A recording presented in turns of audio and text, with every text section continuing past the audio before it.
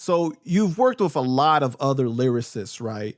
Mm-hmm. Who would you say was the most difficult to rap against? Where you felt like outshined? It's been a few, but I've been blessed to be around a lot of legends that gave me game about how to handle that. Most notably, Denon Porter from D12. D12. Yeah, the main thing he told me was stop trying to out rap people and just do what you do. And once he told me, it took a minute for me to get it because I kind of thought, you always think people are hating on you when they try to take you out of your comfort zone. But then it just hit me one day like, damn, we can't make the best song possible if we're all trying to outdo each other because you're not doing what your fans are fans of. I'm not doing what my fans are a fan of. So I just learned to do me. And once I learned to do me, I didn't have that pressure. But the last time that I felt that way was Corey Guns. I got this record called Hell's Fury, man. And it's me, Rod Digger, Corey Guns, Slay. Rest in Peace, K Slay, Royce. First of all, when I got everybody's verse back, each verse, I was more like, what the fuck am I supposed to do with this? This is getting out of hand. First, Rod Digger verse was like, all right. First of all, she's killing it, and then it's a girl. So it's that extra thing of not only is she killing it, she's gonna get more love than you because she's a female and she's a legend. So you better try to kill her. And then here go Royce going crazy. But then when I got Corey verse, bro, I turned my radio off. I turned the speaker off. I literally unplugged. I said, man, I'm done. I give up. I think I didn't write the verse. Once I heard Corey's verse, I didn't write my verse for like 2 days. I had to literally just unplug and come back to it, not listening to his verse. I had to just write my verse because up until that point, you went crazy on that record. Right. But up until that point, every feature that I got, I would write my verse once I got the verses back because I just knew I'm going to outdo whoever it is. But then I started to realize I'm putting an unneeded amount of pressure on myself when I'm only supposed to just rap.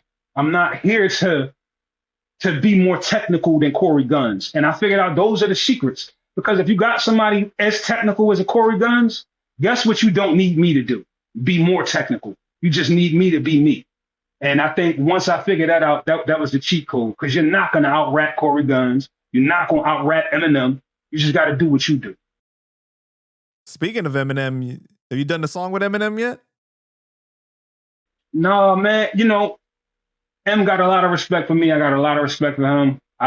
We met one time, a long time ago, but no records, man. I will always be down for it. I think one of my dream collabs, I've never even said it. I'll say it on your platform first. One of my collabs that would probably push me the most, I would like to do a collab with me, Eminem, and Tech Nine. That would push my pen. That would make me probably rap better than I've ever rapped in my life.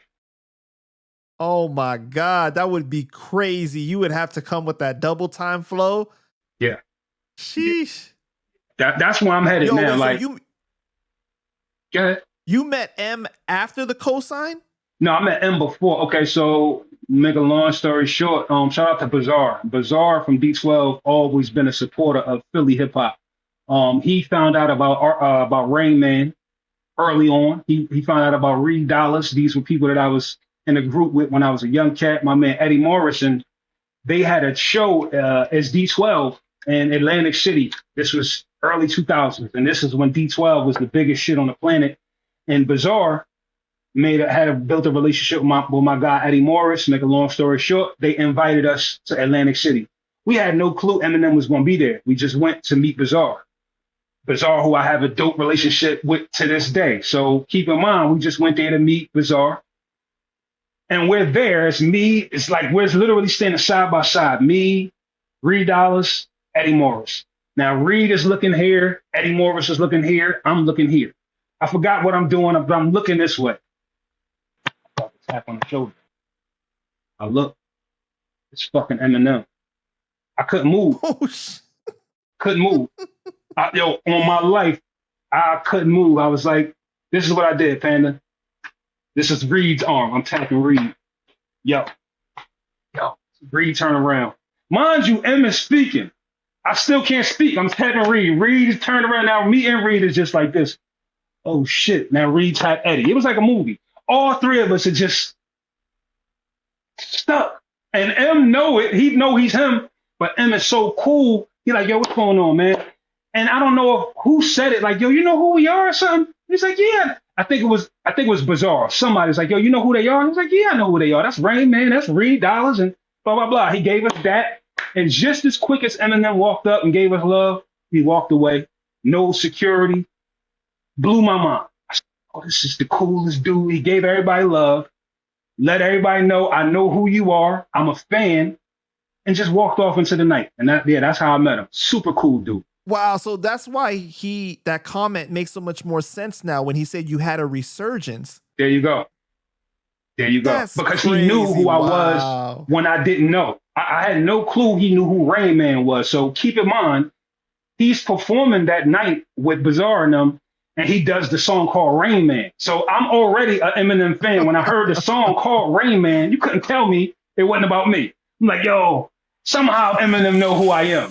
Even though I was bugging, I'm like, yo, he's got to know, right? So now as he's performing it that night, and they're like, he starts the song, now let me hit you, say, Rain Man. Me, Eddie Morris, and Reed Dollars are looking at each other like, what the fuck? Is that me? What's happening? It wasn't about me. It had nothing to do with me, but it was just a coincidence. He's singing Rain Man. Rain Man's here. We just met each other. Super dope. So yeah, you're right. His memory is crazy. He knew exactly who I was, and he knew that Rain Man is RJ Payne. So M pays attention, bro. He pays a lot of attention. Wow, man. You know, to bring it back to what you were saying about like you can't be worried about being outshined on a song, right? Because then the hmm song is gonna suffer. I hmm remember Royce saying the same thing when he was working on the Slaughterhouse album. It's like it's gonna happen. You're gonna get outshined at one point or another. Everyone does, you know. Yes. But like Yeah. you just can't focus on that.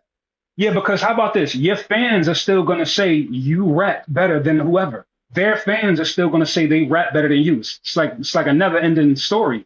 And at this point, I don't care. I just want to be on the song. Right. You know, I really would love to hear you on a song with the clips, man.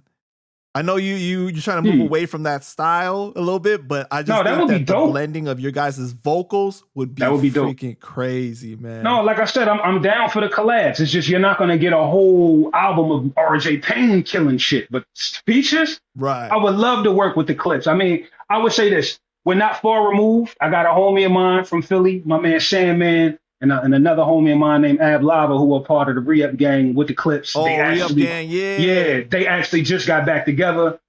It's a lot of things in the pipeline. So it's funny that you say that. It might not be too strange to say in the future you could possibly see a RJ Payne Re-Up gang record. It's possible.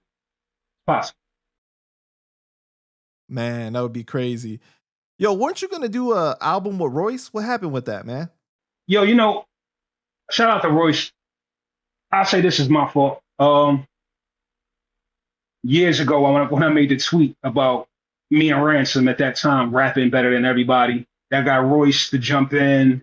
That led to him and Lupe and Mickey Fax and just the whole fallout. And make a long story short, if you notice, since that happened, you haven't seen Royce. You haven't really heard no music from Royce, anything like that. I don't know if Unfortunate. yeah, I don't know if it soured his love for the business or anything like that, but from the time of that whole debacle, everything changed. A lot of us fell out of contact. I think it's still love, but I think shit just got awkward with him and Lupe, and then the big diss record from Mickey Fax. I think it just made everybody's relationship a bit awkward. And I'm be honest, none of us have Yeah. talked. We just haven't talked since then. I'm pretty sure it's no beef.